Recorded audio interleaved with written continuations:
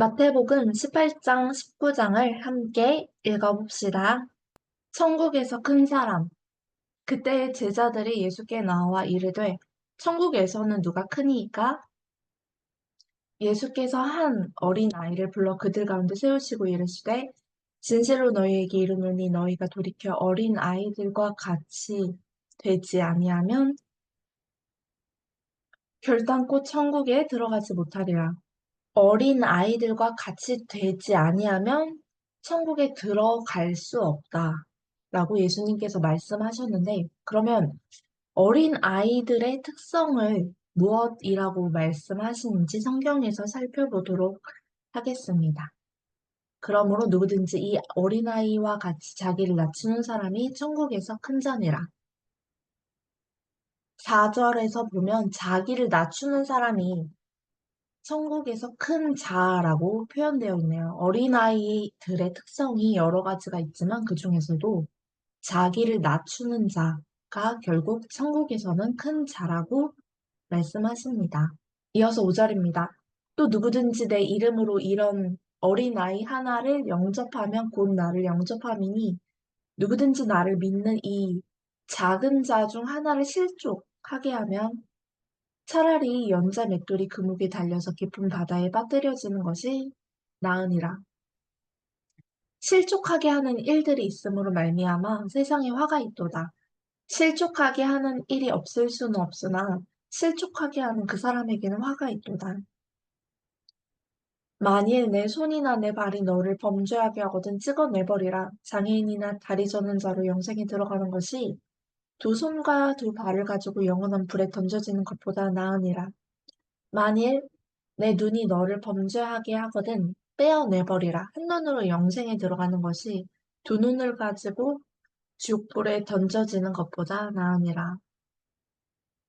삼가 이 작은 자 중에 하나도 없인 여기지 말라. 너희에게 말하노니 그들의 천사들이 하늘에 계신 내 아버지의 얼굴을 항상 배옵느니라.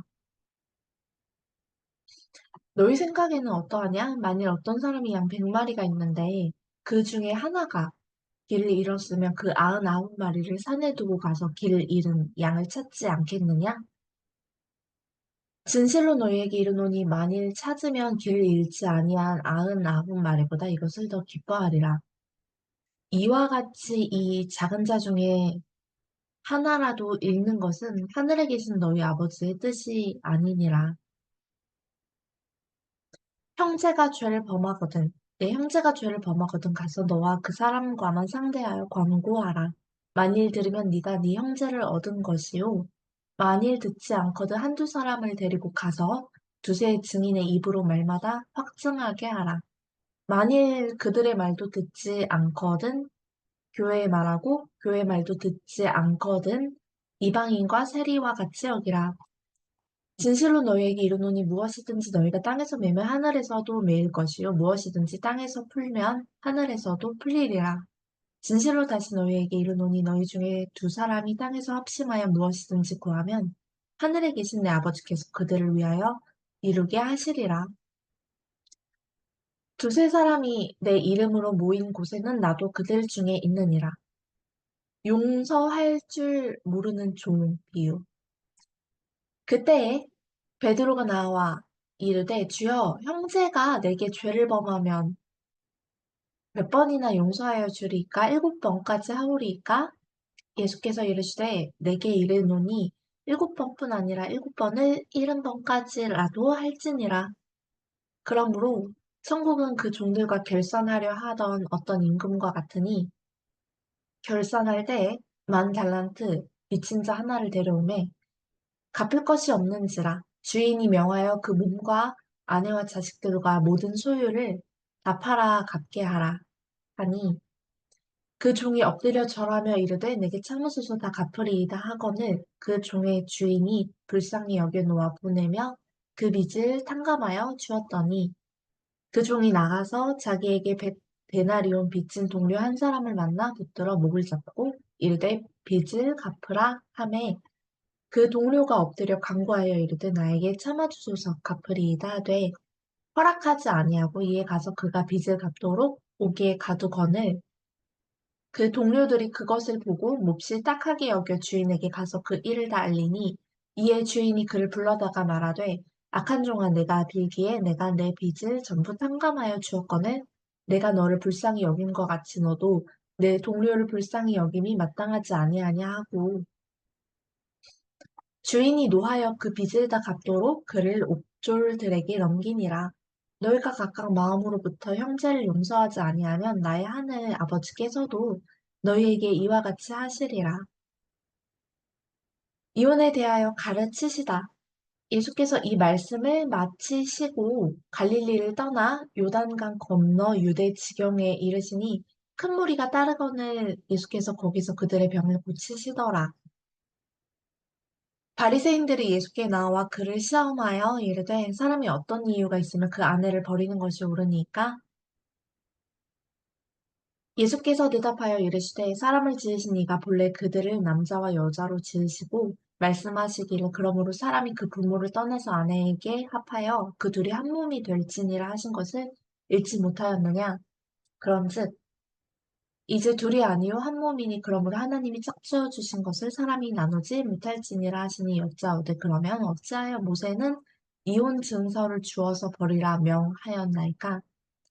예수께서 이르시되 모세가 너희의 마음에 완악함 때문에 아내의 버림을 허락하였거니와 본래는 그렇지 아니하니라. 내가 너희에게 말하노니 누구든지 음행한 이유 외에 아내를 버리고 다른 데 장가드는 자는 간음함이니라. 제자들이 이르되 만일 사람이 아내에게 이같이 할진대 장가들지 않는 것이 좋겠나이다. 예수께서 이르시되 사람마다 이 말을 받지 못하고 오직 타고난 자라야 할지니라. 어머니의 태로부터 된 고자도 있고 사람이 만든 고자도 있고 천국을 위하여 스스로 된 고자도 있도다. 이 말을 받을 만한 자는 받을지어다. 어린아이들에게 안수하시다. 그때에 사람들이 예수께서 안수하고 기도해 주심을 바라고 어린아이들을 데리고 오매 제자들이 꾸짖거늘 예수께서 이르시되 어린아이들을 용납하고 내게 오는 것을 금하지 말라 천국이 이런 사람의 것이니라 하시고 그들에게 안수하시고 거기를 떠나시니라. 재물이 많은 청년 어떤 사람이 주께 와서 이르되 선생님이여 내가 무슨 선한 일을 하여야 영생을 얻으리이까 예수께서 이르시되 어찌하여 선한 이를 내게 묻느냐 선한 이는 오직 한 분이시니라 네가 생명에 들어가려면 계명들을 지키라 이르되 어느 계명이오니까 예수께서 이르시되 살인하지 말라 간음하지 말라 도둑질하지 말라 거짓 증언하지 말라 내 부모를 공경하라 내 이웃을 내 자신과 같이 사랑하라 하신 것이니라 그 청년이 이르되 이 모든 것을 내가 지켰사온데 아직도 무엇이 부족하니까 예수께서 이르시되 네가 운전하고자 할진대 가서 내 소유를 팔아 가난한 자들에게 주라. 그리하면 하늘에서 보화가 내게 있으리라. 그리고 와서 나를 따르라 하시니 그 청년이 재물이 많음으로 이 말씀을 듣고 근심하며 가니라. 예수께서 제자들에게 이르시되 내가 진실로 너희에게 이르노니 부자는 천국에 들어가기가 어려우니라. 다시 너희에게 말하노니 낙타가 바늘기로 들어가는 것이 부자가 하나님의 나라에 들어가는 것보다 쉬우니라 하시니 제자들이 듣고 몹시 놀라 이르되 그렇다면 누가 구원을 얻을 수 있으리까? 예수께서 그들을 보시며 이르시되 사람으로는 할 수 없으나 하나님으로서는 다 하실 수 있느니라. 이에 베드로가 대답하여 이르되 보소서 우리가 모든 것을 버리고 주를 따라싸운데 그런즉 우리가 무엇을 얻으리까? 예수께서 이르시되 내가 진실로 너희에게 이르노니 세상이 새롭게 되어 인자가 자기 영광의 보좌에 앉을 때에 나를 따르는 너희도 열두 보좌에 앉아 이스라엘 열두 지파를 심판하리라. 또 내 이름을 위하여 집이나 형제나 자매나 부모나 자식이나 전투를 벌인 자마다 여러 배를 받고 또 영생을 상속하리라. 그러나 먼저 된 자로서 나중되고 나중된 자로서 먼저 될 자가 많으니라. 예수님의 가르침을 정리를 해보면 먼저 자기를 낮추는 사람이 되어라. 어린 아이와 같이 자기를 낮추는 사람이 되어라. 그 말씀을 하셨고요. 양 100마리의 비유를 통해서 99마리의 양 외에 길 잃은 양 한 마리가 발견될 경우에 이 한 마리를 찾으러 가야 한다라고 말씀을 하셨어요. 굉장히 비효율적인 일을 도맡아서 하라는 예수님의 명령으로 볼 수가 있어요. 인간의 힘으로는 사실 100마리의 양을 다 케어하기보다는 말 잘 듣는 아홉 마리의 양만 케어해도 사실 굉장히 바쁘고 힘들고 지치는데 교회 안의 공동체를 보면 한 마리도 놓치면 안 된다라는 완벽주의의 성향에 가까운 이 예수님의 명령을 사실 우리 인간이 어떻게 실천을 할 수 있을까? 과연 가능할까?라는 의문이 들게끔 하는 사건이기는 하지만 우리 인간들에게 그러한 능력이 없어도 결국 하나님께서는 한 마리의 양, 한 영혼의 생명도 놓치면 안 된다라는 그 엄청난 하나님의 부르심과 말씀, 그리고 교훈이 담겨 있는 말이라고 생각을 합니다. 비용이 비용이 들고 힘들어도 해라. 이렇게 말씀하시는 것으로 이해를 했습니다. 그리고 형제의 죄를 발견한 경우 교회를 통해서 면도하라. 교회 성도들은 성경을 가까이 하고 있고 죄가 무엇인지, 죄가 아닌 것이 무엇인지 일반인들에 비해서는 상당히 성경적인 지식을 보유하고 있기 때문에 형제들의 죄를 발견하는 것도 사실 쉽습니다. 이 경우에 성경 말씀에 근거하여 그리고 교회를 통하여서 교회 리더십들을 통하여서 죄의 잘잘못을 따지기보다는 그 죄에서 돌이키고자 하는 형제를 사랑하는 마음으로 이렇게 권고를 할 수 있습니다. 예수님께서는 7번을 70번까지라도 나에게 손해를 끼친 어떤 자에 대해서 죄를 용서해 주어라고 명령을 하셨습니다.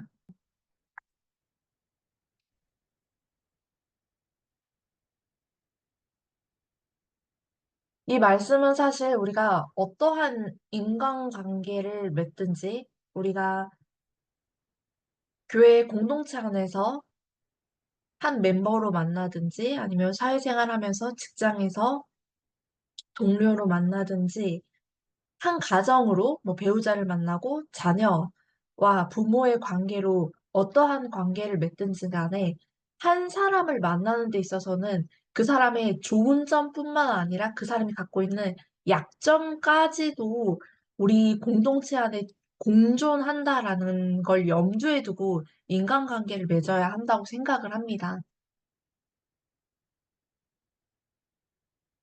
공동체, 형제, 동료들에게서 완벽함을 찾지 말아라 라는 말로 저는 이해를 했습니다. 왜냐하면 어떤 사람이든지 간에 그 사람만의 고유한 강점이 있고 약점이 있는데 그 사람의 강점만 우리 공동체 그리고 나한테 쏙 취해서 얻으려고 하는 거는 이건 욕심이라고 생각을 합니다.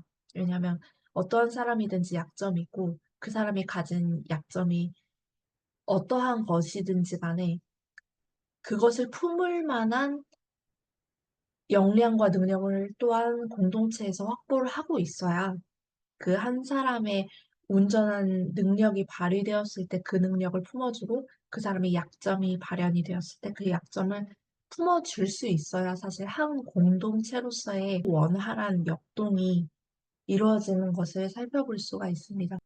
죽고는 못 살 것 같았던 커플이 죽고 못 살 것 같아서 한 몸이 되어 부부가 되었는데 그 부부가 갈라선 이유도 여태까지 상대방 배우자를 통해서 누렸던 강점, 좋은 점들은 쏙 취하겠고 그 사람에게 보여지는 약점은 감당하기 싫어서 그러한 것들에 대해서 인정할 수 없으면 인간은 죄인이라서 서로에 대해서 자연스럽게 멀어지게 됩니다.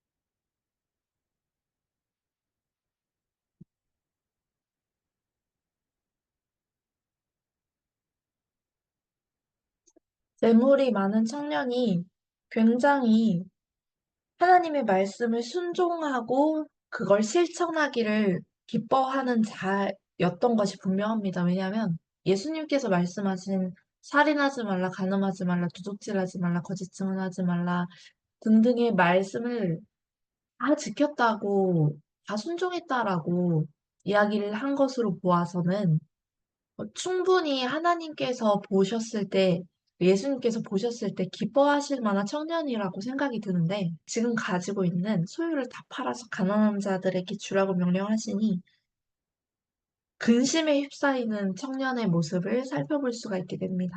앞서 언급했었던 이야기들도 보면, 형제의 죄를 용서해주지 못하고 계속해서 완벽함을 발구하게 될 때 끊임없이 공동체, 형제, 동료들을 비판하고 비난하고 끊임없이 그 쓴물을 꺼내서 씹고 오늘도 욕하고 내일도 욕하고 그제도 욕했고 그냥 매일 만사에 동료를 욕하는 그 행동을 자각하지도 못하고 끊임없이 행동하게 됩니다.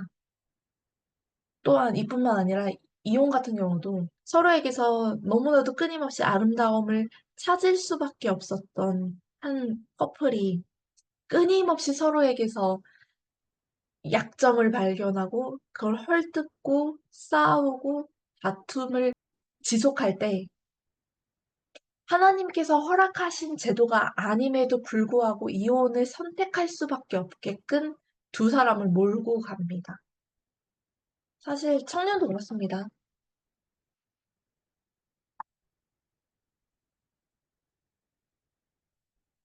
부자 청년의 욕심이라고 정리를 해볼 텐데요.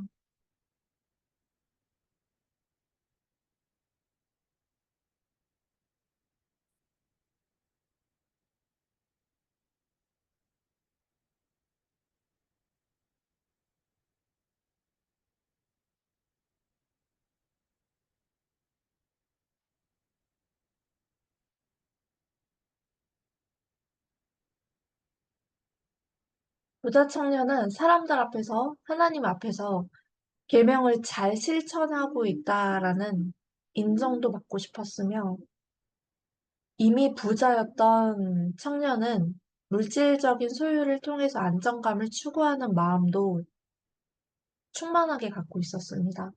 이러한 본인의 상태를 예수님 앞에서 드러내고 나니 부자 청년은 본인의 수준과 현실을 자각하고 근심에 휩싸이게 됩니다. 문제가 무엇인지도 몰랐던 사람이 예수님 앞에 서게 되면, 예수님의 말씀을 접하게 되면, 이렇게 근심에 휩싸이게 될 수 있습니다. 이러한 근심이